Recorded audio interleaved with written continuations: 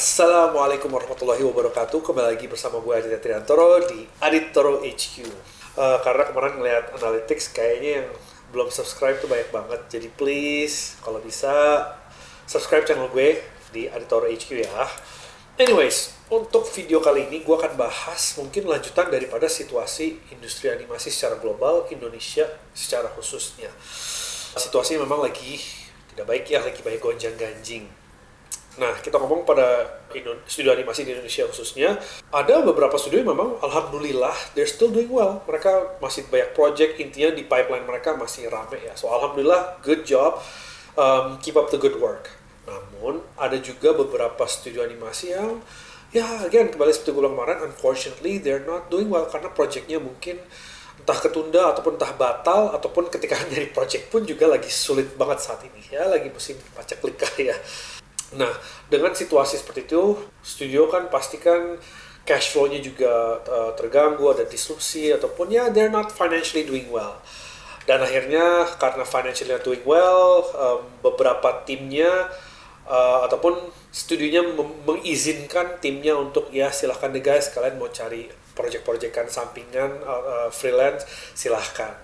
Nah, di sini sebenarnya topik yang mau gue bahas nih, dinamika studio animasi di Indonesia dengan para freelancers yang penuh warna, penuh drama. Yes, nah apa sih yang gue maksud dengan penuh warna, penuh drama ya? Disclaimer dulu, ini adalah sebuah hasil gabungan dari curhatan dari kedua belah pihak nih, dari studio animasi juga dan para pelaku ataupun pekerja maupun freelancers yang ada di Indonesia saat ini.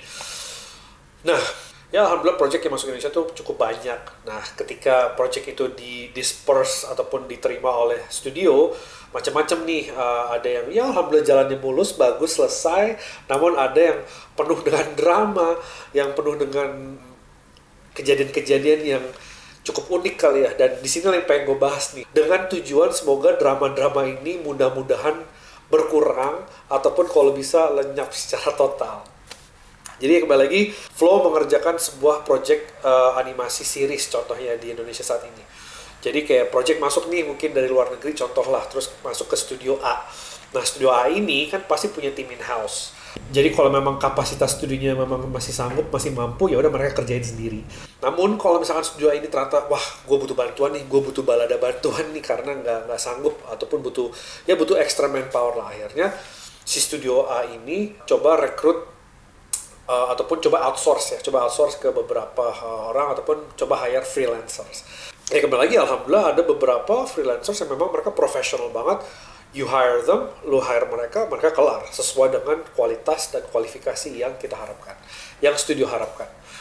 Ada juga nih kejadian-kejadian di mana ketika di-deliver memang tidak sesuai ekspektasi ataupun kualitasnya jauh ataupun ya ibaratnya kualifikasi dari project itu adalah ya harus deliver yang kualitasnya high end, mereka masih delivernya mid ataupun bahkan low quality banget pekerjaan.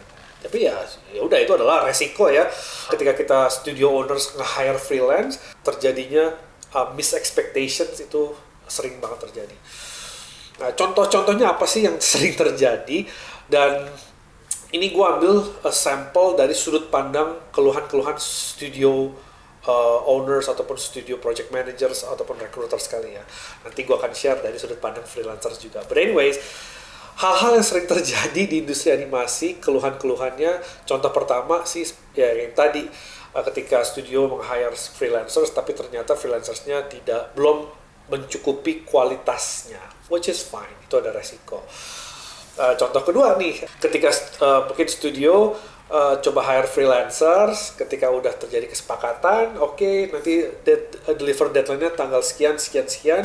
Nah, ketika menuju hari-hari deadline itu, project managers ataupun koordinator menghubungi para freelancers ini, dan ternyata mereka susah dihubungin gitu loh. Tiba-tiba kok susah dihubungin ya, di WA nggak dibales, di telepon juga nggak diangkat. Terus tiba-tiba ketika udah hari menuju deadline, ada beberapa alasan yang bilang, ya nih sorry nih nggak kejar gitu kan, boleh nggak minta extend waktu ataupun ya gimana nih, karena alasannya faktor makin sakit ataupun ada urusan pribadi, whatsoever. Ya sebenarnya dari contoh kedua ini aja, nggak boleh dong, harus komit, ya nggak sih, harus profesional, lu harus deliver. Makanya sebelum menerima pekerjaan, saran gue ya kapasitas dirinya dulu diukur, mampu nggak ngerjain project yang ditawarkan ini. Kalau emang mampu ya kerjakan, kalau emang nggak mampu jangan dipaksakan guys, karena kalau nggak ya jadi kayak gini kan, lu nggak bisa deliver, studio juga jadi pusing. Ya itu salah satu keluhan juga yang sering terjadi, tiba-tiba alasannya sakit lah, ya mungkin karena ya siangnya masih kerja juga, terus malamnya baru ngerjain project-project ini, ataupun malamnya mungkin seperti Bruce Wayne kali ya, jadi Batman, sehingga susah dihubungin, terus pas ditelepon badan udah biru-biru, bengep-bengep, sakit gitu loh. Janganlah, itu nggak boleh. Sebagai pekerja pun aja nggak boleh, nggak ada alasan ya, lu kerja udah komit, profesional, lu harus deliver. No questions asked gitu. Nah, ada lagi nih contoh ketiga nih. Nah, ini unik dan bikin gitu kan. Jadi ada contoh sama, mungkin kayak contoh 2 di mana oke, udah janji, udah dihubungin freelancersnya, oke ya, deadline-nya tanggal sekian. Sama nih, ditunggu, karena nih kok nggak submit pekerjaannya, kok dihubungin menghilang, ditelepon juga nggak diangkat. Terus H-1 ataupun H-3 jam. Ya udahlah, anggaplah H-1 deh sebelum deadline ya. Tiba-tiba bisa dihubungin, terus tiba-tiba si oknum ini bilang ke project manager ataupun ke studionya, ya nih maaf ya nggak sempet gitu, dan ya udah deh nggak apa-apa, nggak usah dibayar gitu loh.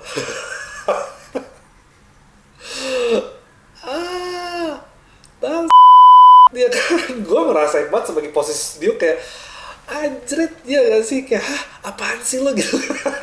Di sisi oknum ini kayak ya udah sorry nggak sempet, ya udah nggak apa-apa, nggak usah dibayar. I mean, lu nggak mikir apa? Tau nggak, ketika lu para oknum-oknum ngelakuin hal yang barusan gue ceritakan tadi, pihak studio tuh harus gimana caranya pekerjaan yang lu janjikan deliver itu harus tetap deliver. Mereka putar otak. Mereka yang tadinya ibaratnya masing-masing kerjain jadi keroyokan ngerjain. Karena ya harus deliver, karena kalau nggak deliver, tau nggak potensinya apa? Ya potensinya studio ini ya telat bayar, ataupun naudzubillah ya nggak dibayar. Ya, gara-gara orang-orang oknum yang seperti itu tuh barusan tuh. Gak habis pikir gitu ya, kalian tuh mikirin gak sih ketika kalian ngelakuin itu, efek besarnya, domino efeknya tuh gede banget ke industrinya loh. Kebayang nggak itu satu studio kejadian kayak gitu? Multiply by 10, 20, 30, 50, 100 studios, hancur nggak industri kita? Dan ketika itu terjadi, jangan sampai lu nyalain industrinya ya. Lu yang urusakin, ya so blame yourself guys. Buat oknum-oknum yang ngelakuin ini ya. Jangan, ya aduh industri gue segala macam. Lah, dunia aja kagak bisa deliver. Ya kan? Gue sampai istighfar, gue minum dulu deh. But anyways, ya kembali lagi, oknum-oknum yang melakukan tindakan seperti itu ke studio tuh terjadi disrupsi yang besar, terjadi goncangan, ya gara-gara lu gak bisa deliver, gara-gara lu alasannya apa kek, itu nggak profesional sama sekali, man. Satu, selain dampak ke studionya juga terjadi disrupsi, ada ancaman karena telat. Kan kalau telat kan telat dibayar, ya naudzubillah mungkin ada penalti ya kan. Ini umum di industri animasi, pekerjaan tuh kalau telat tuh ada aja konsekuensi yang kita harus tanggung bersama gitu. Dan ya kalian inilah yang merusak flow-nya itu. Dan buat kalian para oknum-oknum yang melakukan pekerjaannya seperti tadi yang kurang profesional, ya nama kalian juga hancur guys, hancur nama kalian. Dan industri ini kan sempit, si studio ini akan nelpon studio ini jangan pakai dia lagi segala macam, sempit. Jadi karir kalian juga ya terancam. Lu mengancam studio, karir kalian juga terancam. Mana win-winnya coba? Kenapa sih kayak gitu loh? Gue penasaran kenapa.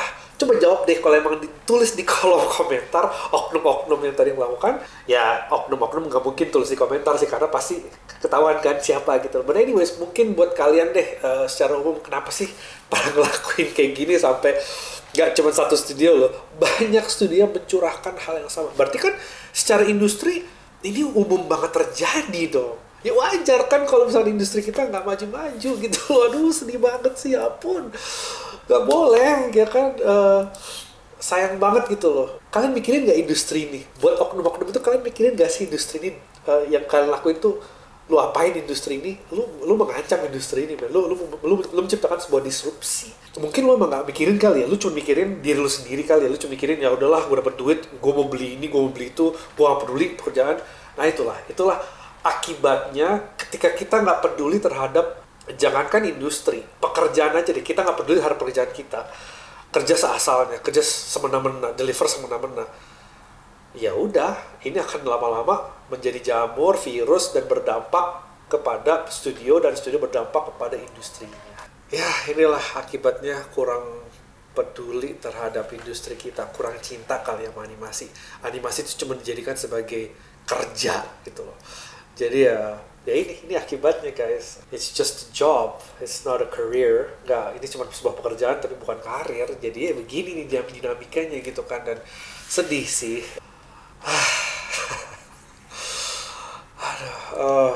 Ya buat para oknum-oknum tadi yang melakukan ini ya kembali lagi, one day unfortunately kalian akan mentok sih.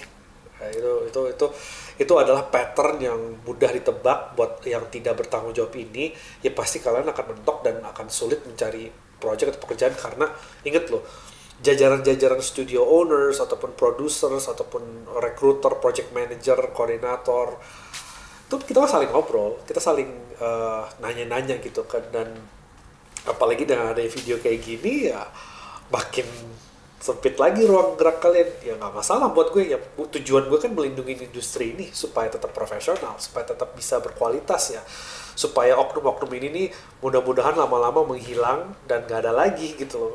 Supaya semuanya kan, ya harapan gue kan supaya semuanya tuh ya profesional. Mau lu freelancer, mau lu full time, mau apapun, nggak ada masalah.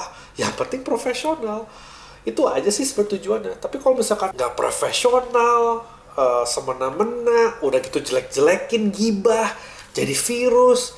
Wah, men, lama-lama gue bikin list nih ya, ibaratnya nih di band nih nama-nama ini. Ataupun gue telepon aja para studio owner, cari, kasih tahu gue nama-namanya.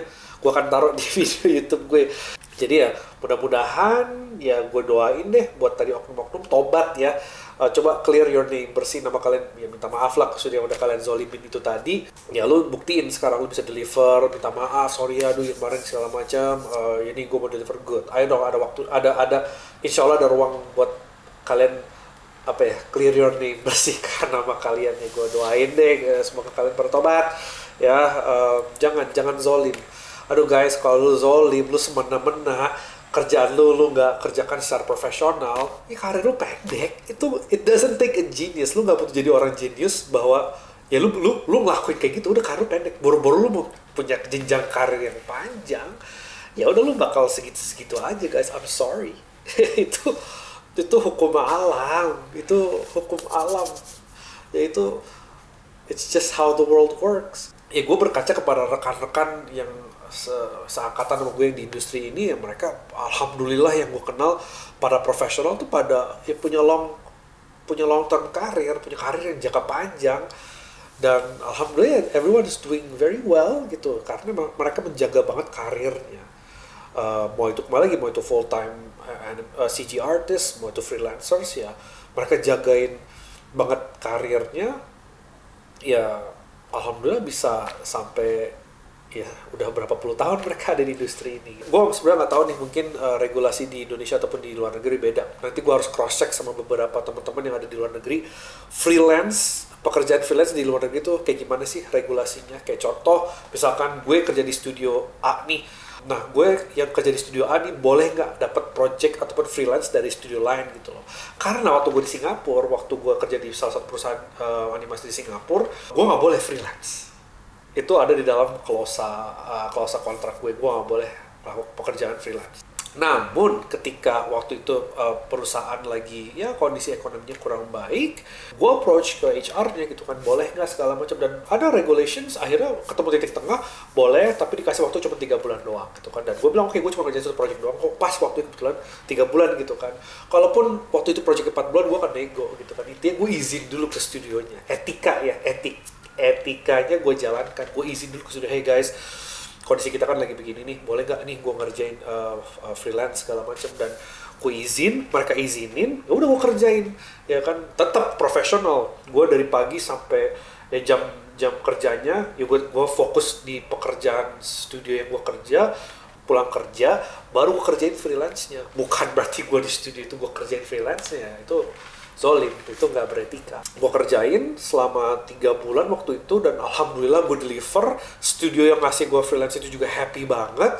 Ya udah, dan gue bahkan ngasih tahu juga ke HR-nya, gue udah selesai freelance-nya, thank you udah ngizinin gue. Dan mereka pun juga berterima kasih sama gue, thank you Adit udah ngasih tahu kita ya, oke. Ya semoga kalian kedepannya bisa kerja sama lagi deh di lain waktu kesempatan gitu loh. Gue jaga nama baik banget gitu loh, supaya jangan sampai nih orang-orang petinggi-petinggi di kelas dunia ini tahu reputasi gue tuh jelek gitu loh. Itu gue sangat jaga. Jadi penting guys buat kalian jaga reputasi kalian gitu loh, karena gue selalu bilang nih ke rekan-rekan Little Giants dan anak-anak yang pernah gue didik juga, camkan baik-baik ucapan ini, your work is your identity. Pekerjaan lo adalah identitas lo, itu doang. Pekerjaan lo buruk, ya identitas lo pasti buruk gitu loh. Pekerjaan lo baik, ya lo akan identitas lo di industri akan jadi baik gitu. Kebayang nggak ketika gue diizinin sama HR ya, dari studio yang gue kerja ini, gue ngerjain si freelance dari studio B ini. Terus ternyata gue ngelakuin hal-hal yang barusan dilakuin oleh oknum-oknum yang barusan gue bahas itu tadi, yang dimana studio B gue ngilang gitu, terus tiba-tiba studio B nanya ke gue, Dit gimana? Udah kelar belum? Terus gue ngasih mereka, sorry nih, nggak sempet, udah nggak apa-apa, nggak usah dibayar. Ini dalam kancah internasional, yaitu studio B pasti akan ngehubungin studio A, bilang ke HR gue ataupun ke tim gue, itu si Adit gak bertanggung jawab banget. Gila sih, gue heran lu punya karyawan kayak dia gitu loh. People talk, dan akhirnya kan nama gue jadi hancur kalau begitu. Ini di kancah internasional. Bahkan yang balik lagi, mungkin buat oknum-oknum itu yang melakukan itu, mungkin kalian gak peduli kali ya. Kalian cuma melihat ini sebagai hal yang transaksional. Ya udahlah, gue kerja, gue dibayar segala macam, bodo amat. Gue bisa beli, yang penting gue bisa beli ini, gue peduli industri mau kayak gimana. Because of you people, our industry di Indonesia khususnya ya begini jadinya. Tanya deh kepada project managers, kepada studio. Ini penuh warna, penuh drama. Harusnya ya udah deliver, that's it, gak ada alasan. Lu udah commit sebuah perjanjian untuk mengerjakan sesuatu, you deliver, no excuse. Buat studio juga ketika udah buat kalian udah deliver dengan high quality, kewajiban studio adalah bayar. That's it, it's that simple sebenarnya guys. Gak ada nih apa ya, tetek bengek yang ini tiba-tiba nggak, maaf mas nggak sempet, nggak usah dibayar gitu kan. Nanti juga ada studio yang udah di deliver juga ternyata dia malah telat bayar. Ini dinamisme penuh warna, penuh drama itu tadi. Nah, lagi ini tadi dari sudut pandang keluhan-keluhan dari para studio owner. Nah, beberapa waktu lalu gue juga call dengan beberapa freelancers nih, yang menurut gue ya mereka adalah pemain lama dan profesional semua, dan gue ibaratnya sama berusaha mendengarkan apa aja sih yang menjadi keluhan-keluhan mereka, curhatan-curhatan mereka, dan banyak juga ya ternyata keluhan-keluhannya. But anyways, dari sudut pandang freelancers ini juga ternyata secara kesimpulan mereka menyatakan bahwa enakan ngerjain project dari luar daripada project di Indonesia. Like, okay, ternyata ya emang sih project dari luar tuh lebih baik, betul, karena ya regulasinya terjaga kali ya, payment gak ada yang telat, profesional, ya mungkin gak semua seperti itu, cuman intinya sih gue selama kerja dengan luar negeri, payment itu selalu on time, entah kenapa masuk ke negara plus 62 ini, Wakanda ini, payment tuh serba telat aja. Dan ini nggak terjadi di industri animasi ya, terjadi di semuanya guys. Bahkan video kemarin gue tentang invoice tuh nggak dibayar-bayar tuh, ternyata lihat dari komen-komennya ternyata semua mengalami hal yang sama ya.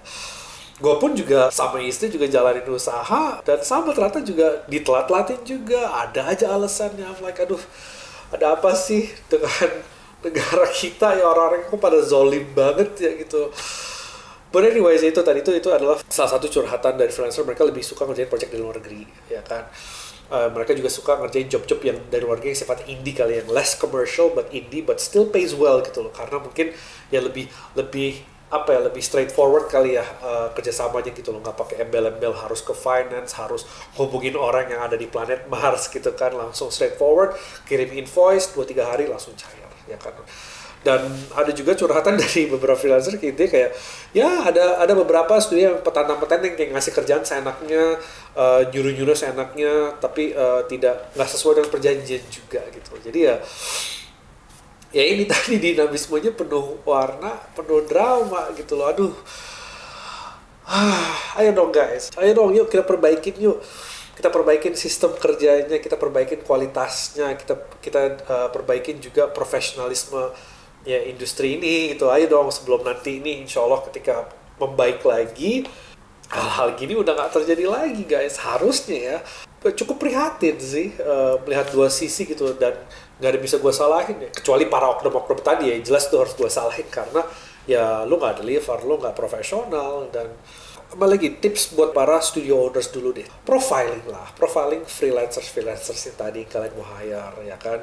Dicek dulu kredibilitasnya, dicek dulu apakah mereka memang profesional ataupun enggak gitu kan. Dan ya jangan asal-asalan gitu. Gue tahu deh saat ini Indonesia tuh lagi krisis human resource ya, karena udah terbatas banget nih manpower kita, jadi kita terpaksa harus hire siapapun yang bisa megang mouse lah bahasanya. Alhamdulillah, jangan sampai jangan gitu loh. Makanya ditahan-tahan juga, dijaga pipeline-nya. Memang sulit sih, tapi ya dijaga pipeline-nya serapih mungkin. Nah, buat studio yang pernah merasa dizolimi oleh oknum-oknum ini, gua rasa suatu saat kita harus bikin list name sih, supaya sorry to say ya, supaya oknum-oknum ini nggak berkeliaran bebas dan menghancurkan industri kita juga ya.